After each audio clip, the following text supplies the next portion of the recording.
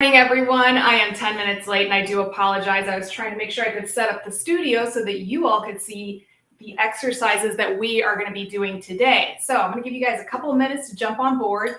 I'm going to have my very badly needed cup of coffee. And there goes my cat. So I'm going to let her out while I let you guys jump on board. Because, you know, stuff happens when you go live, like your cat starts to interrupt the broadcast. All right, guys. So for those of you who are joining me for the first time, welcome. My name is Cosi. I'm a physical therapist, amputee specialist here in Tampa, Florida. I have a talk show every Wednesday night at 8:30 p.m. where I talk about everything regarding recovery from limb loss in all phases and stages. And I have my new morning talk show, which you are currently listening to. So today we're going to be going over exercises from my new Strong Body program, okay? So about a month ago, I launched an online subscription program with over 150 exercises, guys, for both below the knee and above the knee amputees. And along with those exercises, I have 2 books to go with it that are full of exercises and pictures and descriptions. So guys, you can find out all about these exercises. And I'm going to go ahead and type that in here so you guys can go take a look at it at my Strong Body website. How many of you have already gotten a subscription? I want to hear. Who's gotten a subscription? Who's gotten a book? Oh, there's my folks. There we go. Now we're starting to see folks. We've got Marianne there. Marianne's got herself a subscription. We've got Glenda on board. Good morning, Lori. Good morning, Debbie. Good morning, Virginia. We've got Mervin on board. So how many of you, don't be shy, have already purchased a subscription or a book? Raise a hand in the comment section for me. Takes a while. So guys, I am not talking to myself this morning. In the studio, I have my 2 beautiful ladies who are going to be doing the exercises for us and demonstrating for you. So for my below the knee model, I have Suzanne. She'll be coming on shortly. And for my above the knee model, I have Karen. Glenda says she got the book and the subscription. Thank you, Glenda. All right, guys, so we're going to get started. Now, one thing that I do with every single one of my patients, okay, whether they are above or below the knee, whether they are a beginner or an intermediate or an advanced prosthetic user, is this exercise I'm going to show you today. Last week, you guys were asking me for exercises on balance. This one exercise will not only work your balance, okay, it's also going to start implementing good gait technique, okay? And this is something that everyone needs to work on, okay? That everyone needs to work on, whether you are 1 year out, I know Karen's raising her hand, 5 years out, Suzanne's raising her hand, or 10 years out of your amputation, okay? It helps smooth that gait pattern, okay? Let's see. Marianne says, no book, hurry up with the above the knee. I am almost, that above the knee book is almost ready to come out. Patricia says, I have a subscription and I am waiting for the above the knee book to come out. Let's see. Virginia says, I've tried, but I need iOS to set up my PayPal. Get that set up, Virginia. Hey, Mark S., thank you for joining us. So guys, without further ado, I'm going to bring Suzanne on board. I'm going to kick Snickers out of my chair here and we're going to get started. Huge. I know, you want to stay in that chair. So guys, a big problem that this is Suzanne, I know we're having to cut her head off so that we can get her feet, and we need to get her feet into the picture. There we go. So you guys have a nice clear view of what's going on. Snickers, get out of my chair. Seriously? Come on now. There you go. All right. So when folks come in, a lot of times they're very hesitant not only to put weight into the prosthetic side, they're also very hesitant to put their weight forward, okay? Those of you who have watched my gait videos on YouTube, okay, you've heard me say that walking is a series of falling and catching yourself, okay? So when you're taking a step, right, your leading leg comes forward and you're basically leaning really far forward until you catch yourself with the next foot, okay? But in order for you to move forward, your entire body also has to move forward. And that can be really scary when you're first learning to use your prosthesis. And this is something that many people don't realize that they're doing until I take a video camera shot of them doing it. And I'm talking about even my folks who are walking around the community without a walker or a cane. They still have this one bad habit, okay? So the way I have Suzanne positioned right now, she's in my square up position. So square up position basically means that she's got her feet 4 to 6 inches apart, all right? John Wayne is the only one who makes it look cool to stand with his legs really far apart. That's not how it was meant to be. And those of you who are 6 feet or taller, you get a couple of more inches. But for the most part, you got to start retraining your brain, right, to stand a little bit closer. So I sandwich my feet in between Suzanne's feet. Her toes are nice and even across, okay? So usually I warm up with folks. I don't just automatically put them into this exercise because your brain needs a little time to start processing. So I'm going to have Suzanne go side to side. Do you need to scoot over a little bit? No, okay. Are you sure? Okay. Side to side. She's just doing some gentle weight shifting. She's cueing her brain that it's time to start putting weight into that prosthesis, okay? And she's doing a great job. She's not doing these huge movements, guys. It's just a little tiny movement back and forth, back and forth. Now I'm going to have her go backwards. Nope, we're going to keep the feet the same. That's all right. Heel to toe weight shifting, okay? So what she's doing now, okay, and you can see her moving quite nicely, moving forward and backward. That's okay. Guys, we're going to have wibble wobbles when we're doing these exercises. That's part of the game. That's life. That's how it goes. I don't want any of you to be discouraged from doing these exercises because you think it has to be done perfectly the first time. As you can see, my models, even though we've practiced, they're still learning how to adjust, okay? So she's going forward and backward really nicely. One thing I want you to notice, do you see how her leg is coming? Go ahead and keep going forward and backward. There you go. You see how her leg is moving over her foot like this, forward and backward, right? And it's not just stopping here. She's actually moving it forward, okay? That's something that we want to start looking for. That's the scary part, okay? Next, I'm going to have her set her right leg, her sound leg behind her just a little bit. Can you guys see that? Can you guys give me like a thumbs up that you're seeing this and that this is coming through? Maybe we're going to put it back just a little bit more. And Snickers is right there. Okay, at least she's not in the shot. She's like right in front of my foot. This cat cracks me up, guys. Okay, so what I'm going to have Suzanne do is she's going to leave her prosthetic foot planted on the floor. That's not going to move. She's going to take a step forward with her sound side, and then she's going to stop. Okay, she's going to go back, and she's going to take a step forward with her sound side. Good. Jean can hear me. Patricia can hear me. Mark can hear me. Awesome. Hey, Harsh. She's going to take a step forward. Okay.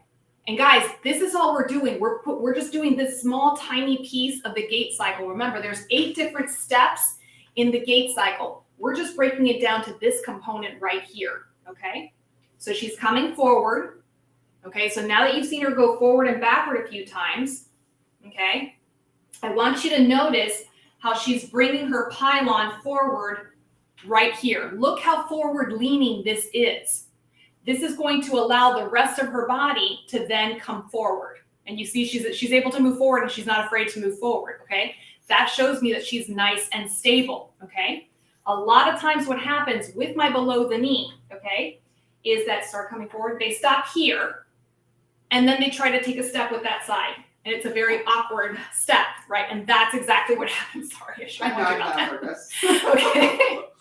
Okay. So a lot of times my below the knee folks, they'll stop here, right? And as you can see, it's lined up with her foot, but it's not coming forward. Okay, I know I'm manhandling her right now. So it comes forward here and it stops. So what happens is you don't have a natural progression forward. And it's like a stunted step. That's what happens. So she'll stop here, and then as she tries to take a step with the other side, right, it's just a very awkward, shortened step, okay? And those of you who are doing this, you're having a feeling of, why don't I feel like I'm moving smoothly forward? Why do I feel like I'm afraid to fall forward? It's a sense of apprehension and fear, and a lot of folks can't describe what they're feeling, and they don't realize that this is what's going on. Okay, So what you need to do, and I have a patient who just started with me a couple of weeks ago, and we're having to really, really break this habit of hers. She really had no idea just how far back. So in the case of my patient, she would be right here trying to take a forward step. I mean, she couldn't even make it here, much less here where she needs to be, okay? And as you can see, the more I pull Suzanne forward, the more her body will just naturally progress and take that other step forward, okay? It's gonna be a lot more energy efficient for you. So what you need to do is get a mirror or get someone to take a picture of you and put yourself forward on your toe right here to the point where you can almost see the toe break in the shoe. Many of you, if you're doing that for the first time, you're going to feel like you're falling forward because that's the sensation that it's going to be if you haven't been doing this on a regular basis, okay? So sometimes I don't even have the person move their sound leg. If they're really, really apprehensive about moving forward, I might just leave both of their feet planted and just have them lean forward like this, okay? And then from the hip forward, keeping the knees straight, have them lean forward. Okay, and as you can see, guys, I have Suzanne on a chair here just so you can see how that you can protect yourself while you're trying out this exercise. I love kitchen counters, okay? I love putting sturdy chairs on the opposite side of your prosthetic side, okay? So this is a way you can try this exercise while being safe. Make sense? Lori gives me a thumbs up. Awesome. Thank you, Suzanne. Thank you. So everybody say thank you to Suzanne. Thank you, Suzanne. And she's trying to go there. So I'm going to rearrange because now we're going to do it with my lovely, look out, Snickers.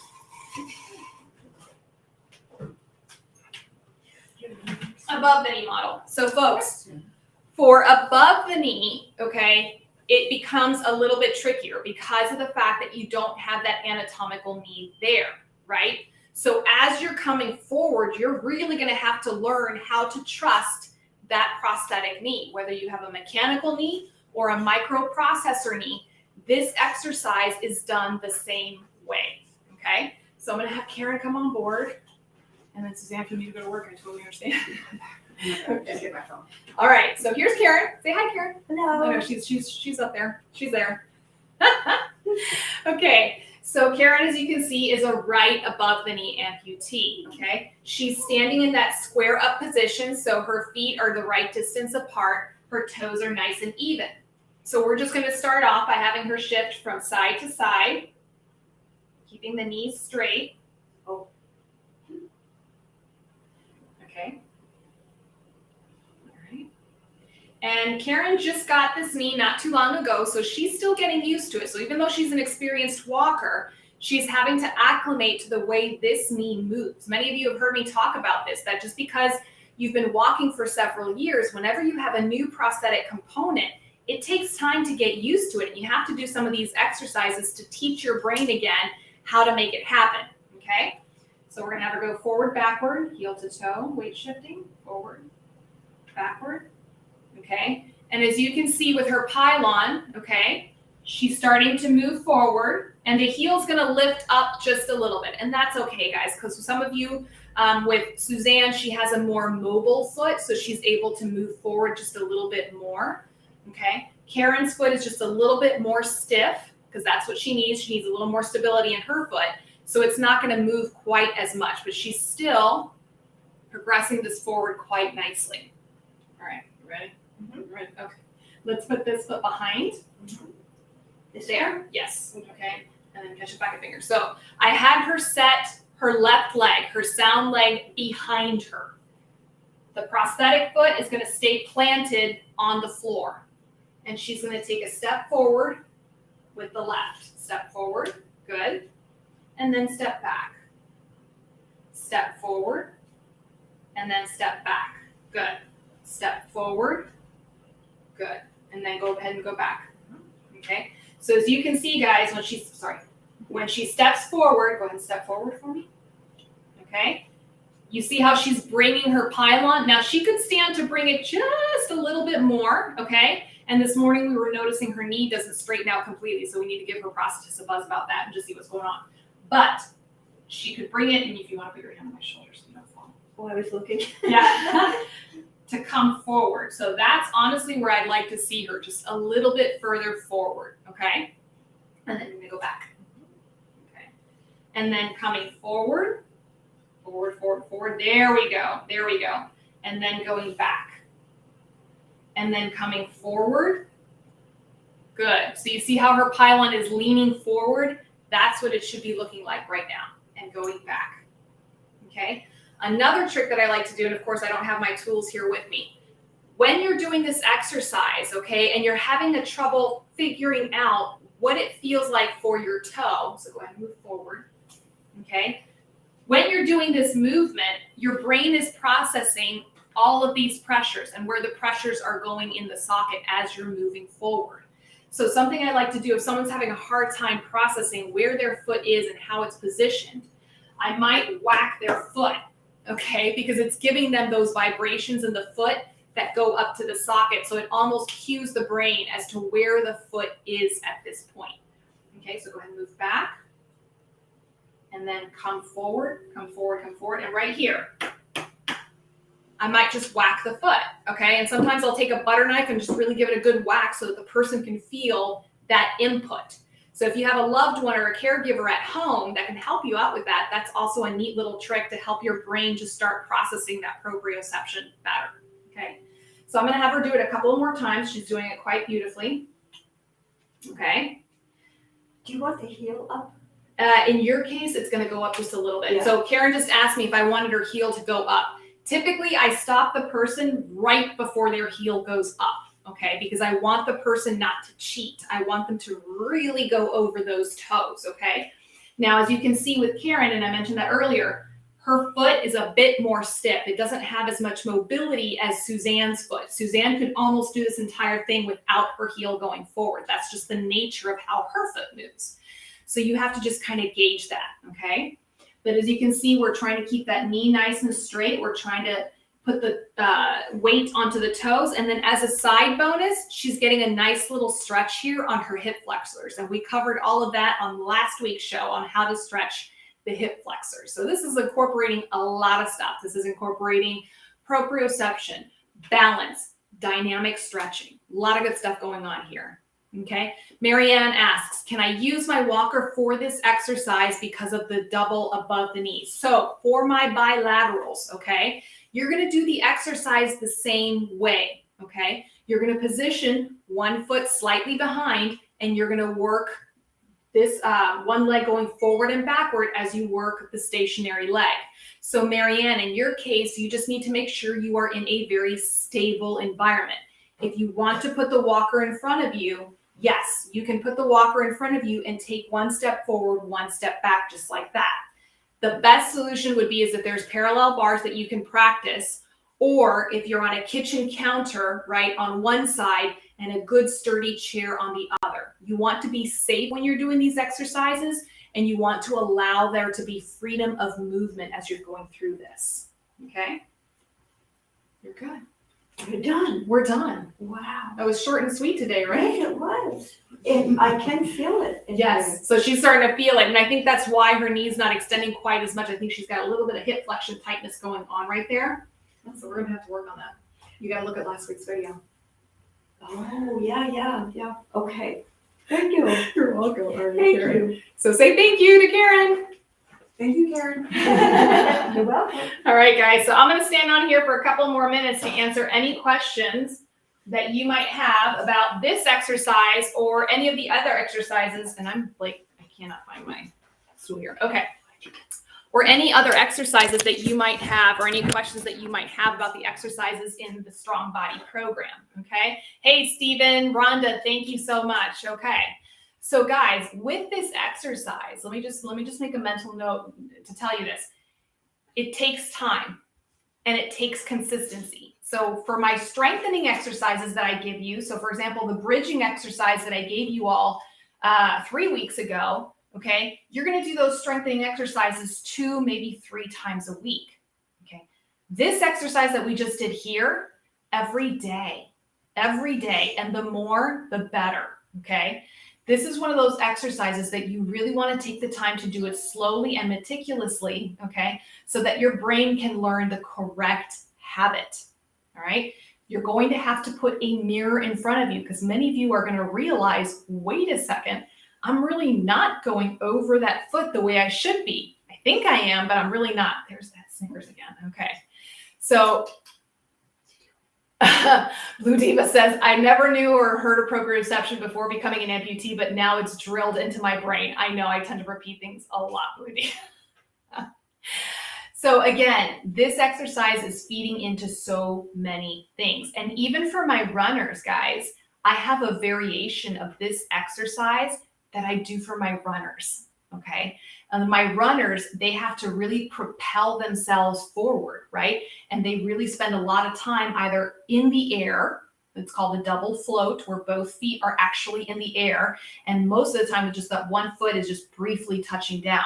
So even with my runners, they have to be very comfortable with moving forward and over that pylon, okay? So I do this variation there. Matthew says, thank you, Karen.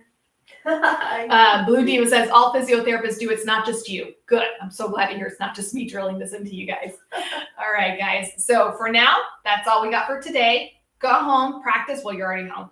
Practice this exercise. Let me know your thoughts, guys. Go visit, show me some love. Go visit the Strong Body website. Think about getting a subscription. It's Christmas time. You can nudge your spouse and say, hey, get me a subscription for Christmas. Get me a book for Christmas. Debbie says, my husband is a right above knee. His real leg is an artificial knee that is a revision. Yep. He was told he needed to strengthen the real leg to help with the pain he was having in that leg. What are the best exercises for him to do? So Debbie, in the case of your husband, if he's got that knee replacement in his sound leg, he needs to strengthen that leg the same way he's strengthening his residual limb. His focus is going to be on his glutes. He's going to work on his quads. He's going to work on his hamstrings. He's going to work on his calf muscles. Okay, he's got to work the entire leg, all three joints, ankle, knee, hip. And then if he's really savvy, he's going to work that core as well. So Debbie, a lot of the exercises in my program can be used for someone like your husband. I've actually had a couple of people join in on the subscription who are not even amputees. They just like the exercises that they see, and they can be used as well. Okay, so that's something to think about.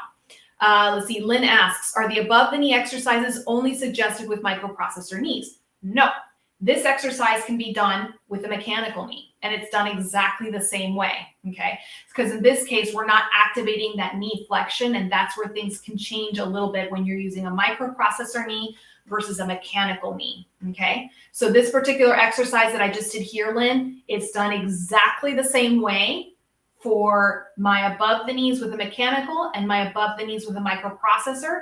And if you think about it, it's done the exact same way for the below the knee, the positioning and everything that you're doing there, right?